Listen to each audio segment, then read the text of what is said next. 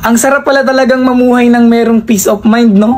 Yung tipong kahit anong marinig mo, kahit anong sabihin nila sa'yo, ay wala ka nang pakialam. Isa sa mga natutunan ko para magkaroon ng peace of mind sa sarili ko, ayaw wag nang patulan yung mga bagay na hindi naman na dapat pinapatulan. Huwag mo nang pansinin yung mga hindi naman dapat pansinin. Lalo na yung mga bagay na alam mong hindi naman makakatulong sa sarili mo kapag nagpaliwanag ka pa, kapag ipinaglaban mo pa yung hindi naman na dapat pinaglalaban. Ikaw na nanonood, kung gusto mo ng peace of mind, sarili mo lang din ang makapagbibigay ng peace of mind. Sarili mo lang ang hindi na dapat papatol sa mga bagay na hindi na dapat patulan. Sarili mo lang yung makapagbibigay na hindi na dapat pansinin yung mga nagpapapansin. Deadmahin mo na lang yung nasa paligid mo. Di mo naman kailangan ng opinion ng iba at hindi mo kailangang magpa-apekto sa kanila. Dahil naniniwala pa rin ako na ikaw at ikaw lang din talaga ang makakatupad ng mga bagay na gusto mo. Maniwala ka sa sarili mo, sabayan mo ng paniniwala sa taas at huwag ka makinig sa mga negatibong komento ng ibang tao na hindi makakatulong sa'yo.